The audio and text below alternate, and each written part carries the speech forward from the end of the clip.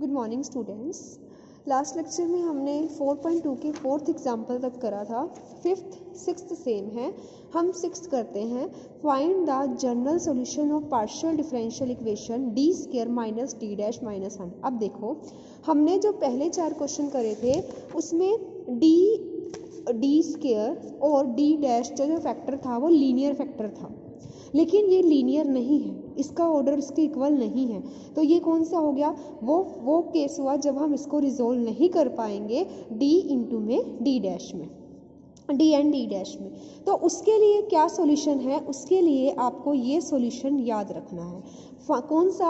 जब आप इसको रिजोल्व नहीं कर पाओगे। देखो फोर्थ क्वेश्चन में क्या था? फोर्थ क्वेश्चन में आपके पास जो था हमने इसको रिजोल्व कर दिया। लीनियर फैक्टर आ गए डी और डी डैश, लीनियर है, दोनों का ऑर्डर कितना है? 1 है। इसमें देखो फर्स्ट में लीनियर फैक्टर है डी डैश का, सेकंड में लीनियर फैक्टर है डी डैश का, थर्ड फैक्टर में क्या है? इसमें क्या है? इसका लीनियर फैक्टर नहीं है।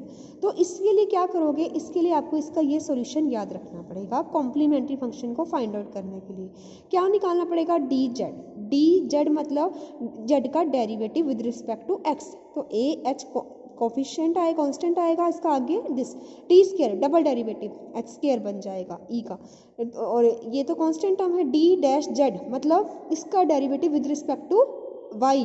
तो A as it is constant, इसका डेरिवेटिव के आगे आ जाएगा। ये हमने क्यों निकाला? इसके अकॉर्डिंग कि हमें डी स्क्वायर चाहिए, डी डैश चाहिए, इसके अकॉर्डिंग। कॉम्प्लीमेंट्री फंक्शन कितना है इसका? ये है इसका कॉम्प्लीमेंट्री फंक्शन के लिए। इसकी वैल्यू पुट करी, डी स्क्वायर की वैल्यू पुट करी, ये आई।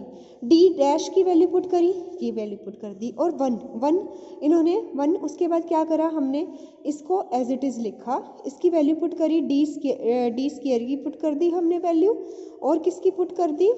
ए डी डैश की वैल्यू पुट कर दी, और किसकी पुट कर दी? सॉरी, जेड की वैल्यू पुट कर दी। यहाँ से दिस की इनटू में जेड है ना, ये चीज़ हमने इन सब की वैल्यू पुट कर दी इसकी। फिर देखो यहाँ से क्या आ गया? यहाँ से ये चीज़ कॉमन आ गई। या तो ये चीज़ प्रोडक्ट जीरो होता है तो दो में से एक जीरो होता है, या ये जीरो होगा। ये जीरो हो नहीं सकता क्योंकि exponential function can never be zero, तो इसको जीरो होना पड़ेगा। यहाँ से के की वैल्यू आ गई। अब हमें क्या, ये मेथड आपको याद रखना है। जब भी आपके पास नॉन होमोजीनियस इक्वेशन होगी जिसको आप फैक्टर में रिजोल्व नहीं कर पाओगे, उनके लिए सेम मेथड अप्लाई करना है, ये वाला कि जेड उसका सॉल्यूशन लेट करोगे। फिर देखो आपको डी स्क्वायर चाहिए, डी डैश चाहिए, आप वो फाइंड आउट करोगे सारी चीज़ें। डी जेड क्या होता है? ये चीज़ आई, डी स्क्वायर, इसकी वैल्यू पुट करोगे। आप चाहे इसको ना लिखने की बजाय ना, आप इसको कंफ्यूज ना होना, आप इसको ये लिख देना, डी स्क्वायर जेड माइनस में डी डैश जेड माइनस में जेड। अब डायरेक्ट इसकी वैल्यू पुट करना, फिर कॉमन लेना, जो कॉमन आएगा के की वैल्यू आएगी, आर्बिट्ररी चूज करोगे एच को। कॉम्प्लीमेंट्री फंक्शन होता है इस इक्वेशन का ये आपको याद रखना है मेथड। जब भी आपको पीडी में फॉर्मूलेज याद रखने पड़ेंगे तभी आप क्वेश्चंस को सोल्व कर पाओगे।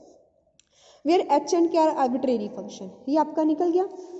उसके बाद क्या है? पर्टिकुलर इंटीग्रल निकालोगे आप। ये तो सेम है, एक्स स्क्वायर की जब भी ऐसे आते हैं तो क्या करते हो आप? डी में असेंडिंग ऑर्डर बनाते हो, ये चीज़ करी। फिर इसको ऊपर लेकर जाओगे, बाइनोमियल से इसको ओपन करोगे, बाहर क्या? एक्स स्क्वायर मतलब एक्स स्क्वायर है तो एक्स का 2 बार डेरिवेटिव हो सकता है और वाई का सिर्फ 1 बार हो सकता है। तो वाई का 1 बार हो सकता है, वाई का 2 बार नहीं, इसके कॉरस्पॉन्डिंग 0 आंसर आ जाएगा।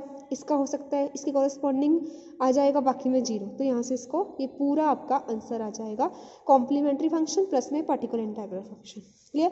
अब इसमें क्या था? सेम यही आपका फिफ्थ एग्जाम्पल था। इसमें भी लीनियर फैक्टर में रिजोल्व नहीं हो सकता, तो आप कौन सा सॉल्यूशन लेट करोगे? Z equals to A into H X plus में K Y. D Z is equals to A H E H X plus में के वाई निकालोगे, फाइंड आउट करोगे, इसको वैल्यू पुट कर दोगे। ठीक है। अब इसका 7th एग्जाम्पल सेम है जो आप पहले कर चुके हो, लेकिन 3 पार्ट्स हैं, मतलब 3 क्वेश्चंस का मिक्सचर है ये, तो आप इसको खुद ट्राई करोगे। Thank you.